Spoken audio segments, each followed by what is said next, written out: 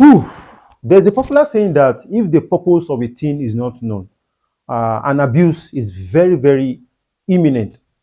And most of the time, people tend to condemn things they don't understand, especially Africans. I found out that to be very, very rampant among Africans. So early this year, I think around February, January, February or so, I made a video about GMO, the introduction of GMO in Nigeria, where I explained the variety that is being introduced, the gains, what it stands to mean, what it means to the Nigerian maize farmers, and all the things, and some advantages of having GMO and things like that. On the comment section of that video, so many people came after me, condemning me. GMO is cancer, GMO is this, GMO is bad, with emotion. And one thing about agriculture is a science people don't understand. It's not just about culture, it's science. Agriculture is a science, is an art, is a technology, is a business. Combination of all this. So people just think because of emotion, you just want to condemn something. So, and that is why I want to make this video about clarification and education about GMO, the myths and the facts about GMO. So, what are GMO? GMO can be plant or animal, but they are genetically modified organisms, maybe plant or animal. So, what do we mean if we say genetically modified? So, the way we behave, the way we act, the way plants behave, some the way another plant behave, human being, the way we behave, it's as a result of the conformation of our gene. There are some genes that are responsible for some of our actions. For example, now, there are some plants that you will never see mosquito go around them. Example is lemongrass and some other, maybe also scent leaf. You will never see mosquito or some insects go around them because they contain some compounds that irritate mosquito. Now, that irritant that is being produced by that plant is as a result of some genetic composition of that plant. Now, what scientists now do in GMO, unlike in hybrid, that you see, hybrid is when you see a mango that is big and a mango that is small but very sweet. You now combine the two together. You form a mango that is big and the mango that is big and sweet. Now, but on GMO, you can see a trait in a different plant entirely. A different plant entirely. It might not even be a food crop. It might just be a plant. But you see that, okay, oh, this plant, insects don't attack. Now, scientists will now extract the gene and bring it into a maize variety. That is what they call genetic engineering. They will now engineer the genetic of the maize and infuse that gene they got from that plant that doesn't get attacked by pests or by certain animal, maybe stem borer or something. They will now infuse, they know how to do it. It's an engineering aspect. They now infuse it, they will now come with a product that can repel. They've been able to transfer the gene responsible for that resistance from the other plant. Different family, oh, it doesn't mean they are taking it from one maize. They might be taking it from one bush, something that is not even known to many people.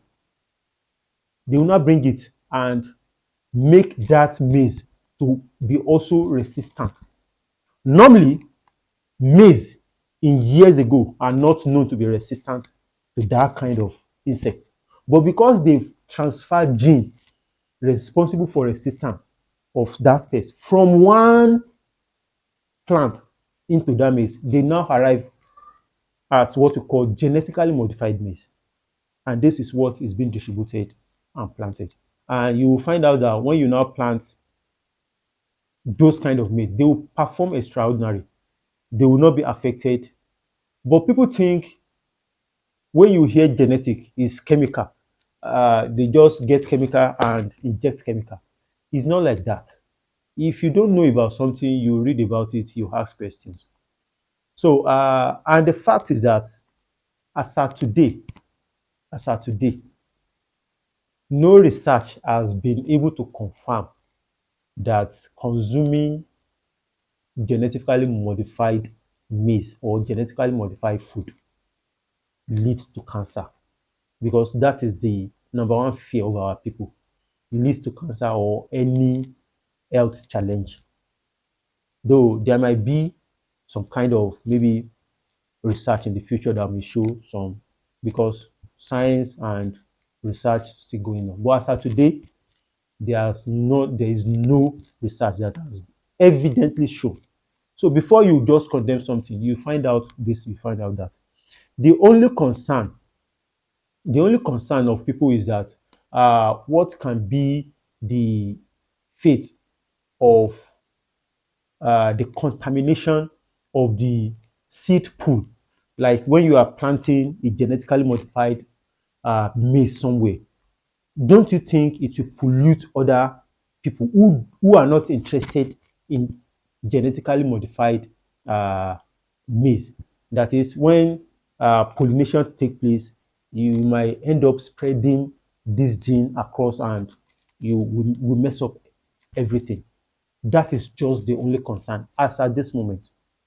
But the issue of health or anything, there is no research that is showing evidently like this. And this is something that has been going on in Europe and some other developed countries. So if you want to condemn, say, okay, oh, this thing is good, this thing is bad, you come with evidence. You come in with evidence. And this GMO have so many advantages to the food security we want to achieve in the world. And the fact is that if you compare it with the normal conventional way we go,